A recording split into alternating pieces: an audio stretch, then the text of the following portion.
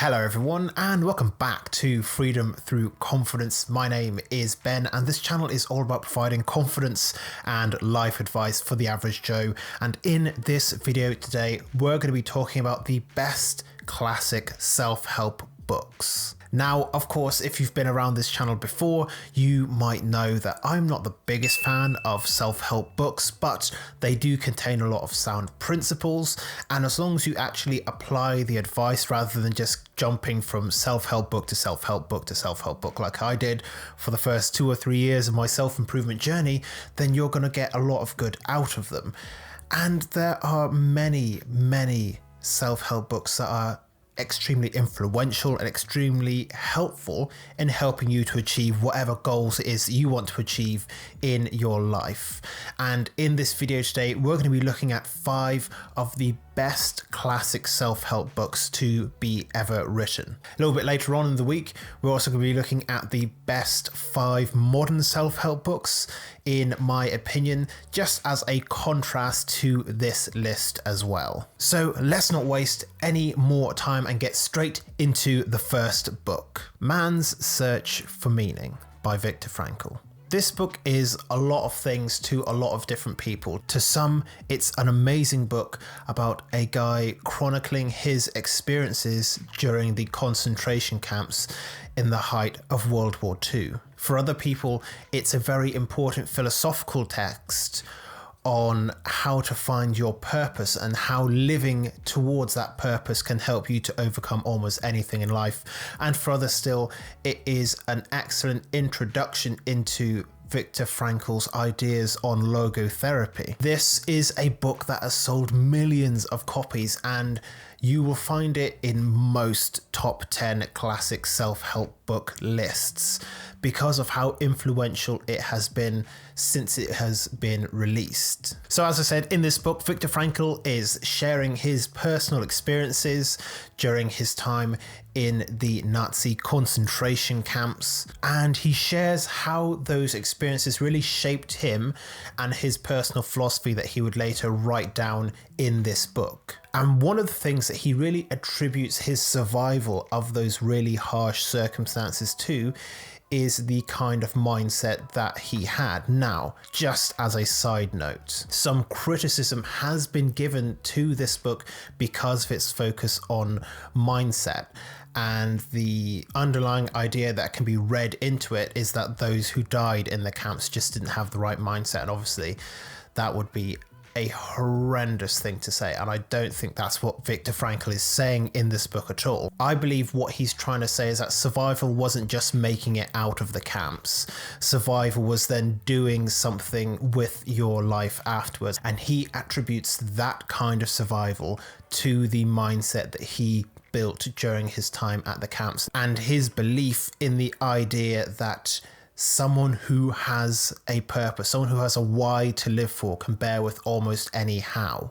This is an extremely inspiring book. It's extremely moving and emotional, and it is a book that I would genuinely recommend for anyone to read, not just people who are interested in self-improvement, but people who are just interested in living a good life in general. How to Win Friends and Influence People. This is actually one of the very first self-help books that I actually read for genuine self-help.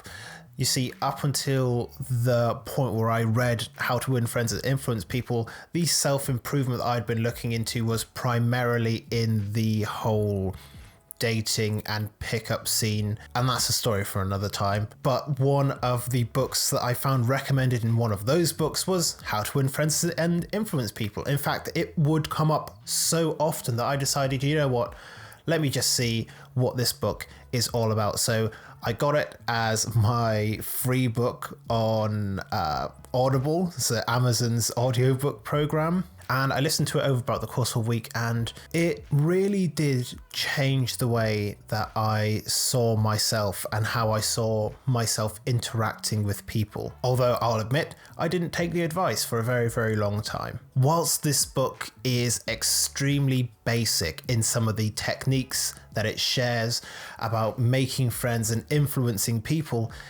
the techniques are themselves extremely worthwhile to practice, because sometimes we just completely skip over the fundamentals. Things like remembering to smile at people when you're talking to them. Things like remembering to make good eye contact. Being genuinely interested in the things that they are talking about. And making the person that you're in conversation with feel important. All these things are very, very basic fundamentals, but they're so easy to forget. And this book writes them all down in a very, very manageable and easy way to read. If you're someone who is perhaps struggling with your social life, then I would highly recommend this book as a foundation upon which you can build your social skills. Because after reading this book over the course of many years, I was able to build on the foundations and the fundamentals in this book from a point where I had about zero social skills to the point where I'm pretty comfortable in about 95% of social situations these days. It is definitely one of the best classic self-help books ever written. The 7 Habits of Highly Effective People. Now, whilst this is one of the most famous self-help books to have ever been written, it is the one book on this list that I have never read, to my eternal shame, of course. I have it on audiobook. I owned the book for several years and never once started it, or at least never once got past the first chapter, for reasons that I don't fully understand. But with that being said, it is undeniable that this is one of the foundational self-help texts that everyone is recommended to read on the kind of top 10 self-help book lists. This book is all about attaining your goals through aligning yourself with what is called your true north, or what could be more loosely defined as your life vision or your life purpose. The idea that if you begin with that end goal in mind, your life vision, your true north, your value system, that moving towards that and achieving your goals along the way is so much easier. And a lot of the advice in the book, such as beginning with the end in mind, is advice that is readily applicable even in these times. So this is a book that I would recommend. And I'm even going to recommend it to myself that I should just get off my ass and finally finish reading it. The Power of Now. Now, bearing in mind that I am not a religious or a spiritual person personally, this is one of the best books I've ever read on presence and mindfulness and meditation.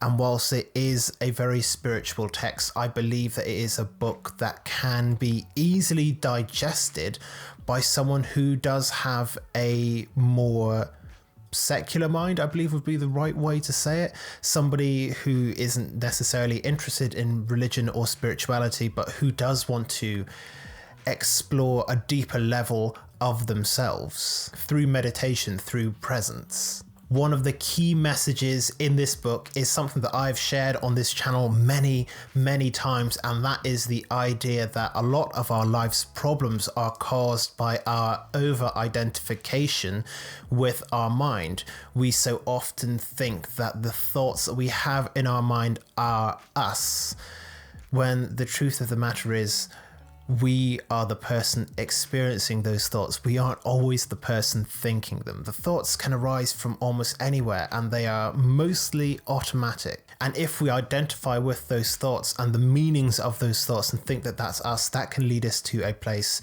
of depression, stress, anxiety, and other poor life outcomes. So by learning how to tune into the present moment using mindfulness and meditation, you can escape the pattern of over-identifying with your thoughts and start to more truly understand yourself and live a life of greater happiness and greater satisfaction. Awaken the Giant Within. Now, I do have my problems with Tony Robbins and the things that he teaches, more so in this book than I do with this book. But I would be lying if I didn't say that Awaken the Giant Within did not have some amazing principles that you could apply to your life, and that can truly change your life if you actually go out and work on them. Whilst I disagree with the idea of massive action in the book, I highly agree with his ideas on living a values-based life,